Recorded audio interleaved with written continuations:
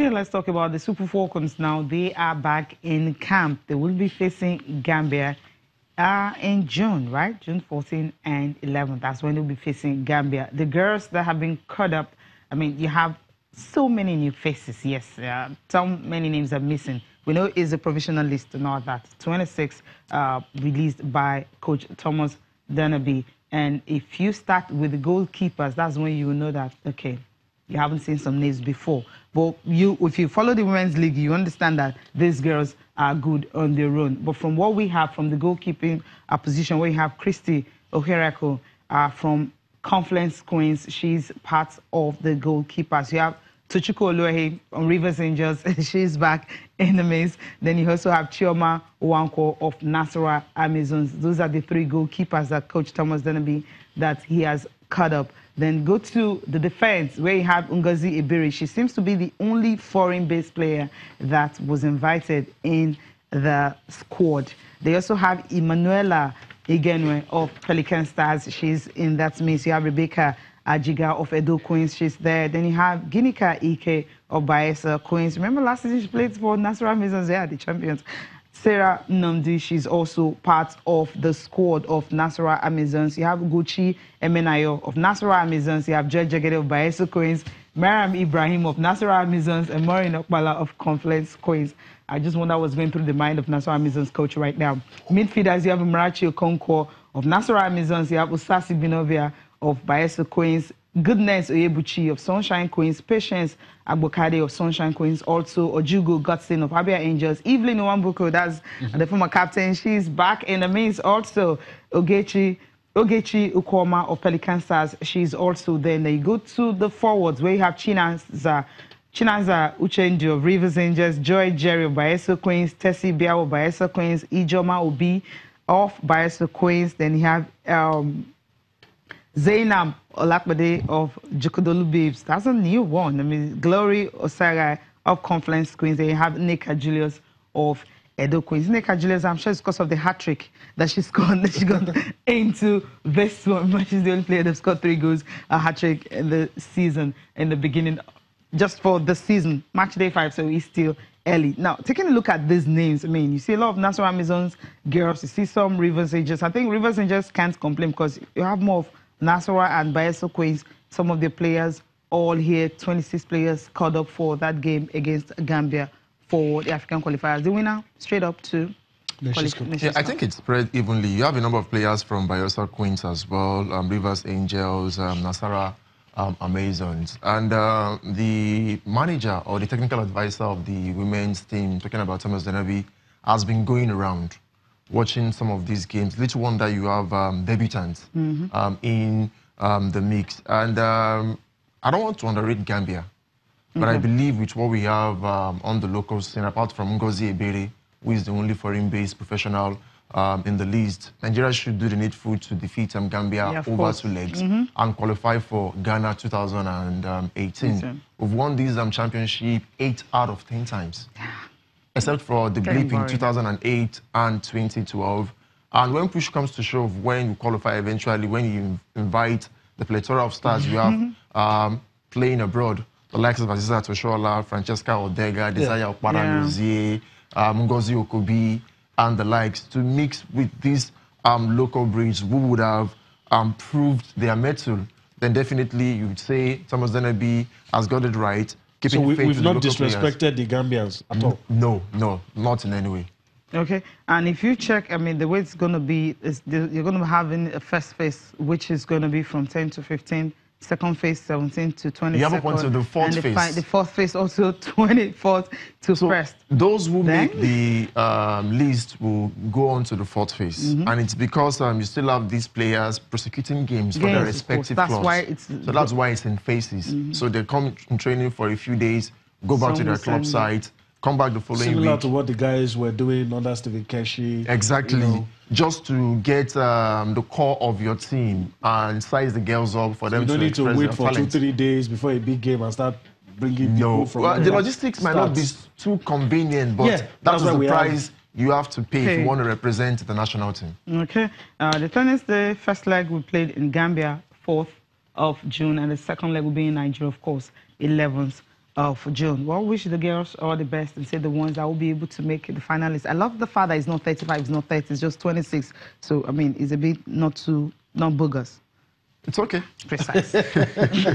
Now, let's talk about the Falcons. All right, let's step down. The Falcons also, I mean, Christopher Danjuma has invited 35. You know, this is a World Cup, so you understand why he'll be doing that. They have 3 months to prepare. It's going to be in August. Yes. But 35 players he is invited. And if you take a look at the list of those players, I mean, I love the fact that you have the core of the ones who qualified the girls also part of the squad. We mentioned the FC Robo trio of Chidima, Gift, and of course, Ajibade forwards. And all of them in that Miss Anna Imo. We know how important she was, you know, also, you know, on the score sheet and all that from Nasarawa Amazon. She's also part of that Miss Esther Oyenezide. I mean, the 15-year-old, she's awesome. When you see her handle the ball, they call her Little Hazard. So she's also a part of it. She plays for FC Robo, and I'm like, why are they taking all the players? Another Esther on the BC, also of FC Robo, another midfielder also in this means. I mean, those are 5 players. I'm like, if you take the core of those 5 players right here into the squad, I think they will definitely feel the impact. Yeah, it will play a part, but it depends on the respective club sides' depth in terms of personnel. These are their star players. It's in a way unfortunate that the national teams are poaching their key players right about the time that they are trying to prosecute the women's league. But it is what it is. Yeah. And Chris Danjuma calling the likes of, like you did mention, the trio from FC Robo. But then these other ladies, Folashade Jamilusi and Kemi Famudite as well, who were key members in prosecuting the qualifiers. And they would want to see how far Nigeria would go, because at the last tournament, he didn't go beyond the first round. He has been at the final stage on 2 occasions, in 2010 and in 2014, losing to Germany on both occasions. With the preparation starting in earnest, with a few months to go, I think it's the right thing to be done by the NFF and the coaching crew.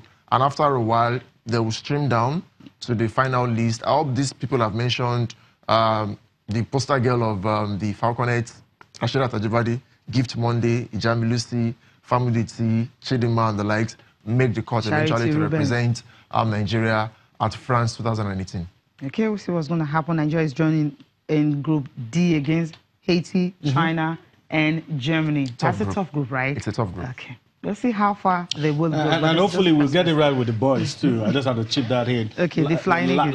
2017 wasn't good. The Flying Eagles is there. I hope we get it right now with the boys. And well, it's a new dawn under Paul Egbewu, and he's been talking tough that they should get the best out of the boys against Guinea-Bissau. Can they just qualify first? Well, you know, we saw a coach in the women's team saying they will beat Adamawa United and what have you. That is the stuff of coaches. Yeah. They need to prep and boost the morale of the lads. But I hope they'll be able to walk the talk eventually in Guinea-Bissau. Okay. All right, hopefully so. I want us to be in Niger next year, probably Niger. Okay. I want us to qualify. Okay, where do we go from there? I think we have Super Eagles. I mean, you've got your 30-man list, right? Yeah. Provisional one. And you're going to explain the reason. Some players now probably would not find it on the list if I was the one, but I know you have a good reason, and you will explain that to us. Maybe we can see it now. Goalkeepers. I think everybody will generally agree with you that this might probably be, unless one of them gets injured. So I don't think you need an explanation for that. But you put Daniel Akpeyi on that list, you might receive 1 or 2 knocks for that. A lot of people will say, if anything happens to the 2 goalkeepers, are you going to stick Daniel in post? But the question is, apart from Daniel Akpeyi, which other goalkeeper do you want to mention? Yes, Delia Enugu has been in the wilderness since that unfortunate episode in 2011. But he's not been in the team for so long. Some of us made a case for him, but the body language of the people in charge. Now, these 3 goalkeepers have been in around the team for quite a while. Not until Kali Keme got injured, then we looked around, we picked up Francis Ozo, who struggled in the games against Serbia and Poland. But the handlers of the team are saying they still have time to get the best out of these goalkeepers. And realistically, these are the 3 best we have going into the World Cup. All right. Okay, let's go to the defenders now, quickly. If we can do that, look at the names: Shewa Abdullahi, Adesina Chejile, Brian Idowu, Laluwa Aina, Leon Balogun. We all pray he gets that, the injury heals quickly. William Troost-Ekong, Kenneth Onero, Stephen Eze, okay, and Tyrone Ebohi. Okay. Your reasons for... Well, I chose Stephen Eze ahead of Chidozie Awazim. I actually watched their clips on the internet. Chidozie Awazim plays regularly for Nantes, but he's still not quite assured whenever he's got away, as though he's shaky. Though he's been in the team for quite some time, Ganotro might still have to include him maybe as a backup to the Igbo wall, like we call Leon Balogun and William Troost-Ekong. But Stephen Eze is made the team of the week in Bulgaria since moving in January after, in early February after the Chan Nations Cup, and he's a guy for the future. I think he's done well locally, and now playing abroad, it will bring... And in your defense, you have just one natural left footer? Well, the natural left footer, it's, apart from, what's his name now? Elderson Echejile. Elderson Echejile played second fiddle to Juwon Oshaniwa in 2014 World Cup. But looking around on the local scene, you have the likes of Jonathan Zikiye, Daniel Litodo, but they've not been in the mix. Okay. So you need to go with what the coaches have been using for quite some time, and who would likely make the cut when the list is released. All right. I don't have any surprise in the midfield, but the only thing I have is Joel Obi. But all the other names, Uche Agbo, John Ogu, Mikel Hagu, Ogenekare Tebo, Ogeyo Nazi, Wilfred Indidi, John Obi, Mikel. Okay, all of these guys do play for the national team. So you expect that they'll get... Okay, yeah. Azubike Okechukwu and Joel Obi, I think those are the players you probably need to explain. Yeah, Azubike Okechukwu, if you watch the Under-23 Championship in Senegal in 2015 and the Rio Olympics, it was massive. That look on Cecilia's face says otherwise. But are you bringing him on past glory? Exactly. Not on past glory. Not on past glory. Wilfred Ndidi is injured. He will be back in the team close to the World Cup. Will he be fully fit? Now you have an Azubike Okechukwu who has been doing well in Turkey, did excellently well under Samson Siasia, and is playing regularly for his club side in Turkey. But this doesn't seem to trust him. Well, he doesn't seem to trust him, but that might just be a backup plan if Wilfred Ndidi does not recover fully. Yes, Tony Bitoya said he will miss the game against England and DR Congo. what are they called now? Congo DR. And against England. Maybe get ready for the game against Czech. But the World Cup will just be a few days away. Will he be fully fit? That's the question. If not, Azubike Okechukwu will have to be the go-to man. Okay, forwards finally. Yeah, I can't begrudge you because it's your list. I can't begrudge you. Okay. All right. For the forwards, Victor Moses, Ahmed Musa, Johnny Gallo, you have Alex Iwobi, Kelechi Iheanacho, Moses Simon, Junior Ajayi, Junior Lokosa, and Kayode Olanrewaju. I guess the three last names. Those other. I think this is the position where the manager will probably have a migraine.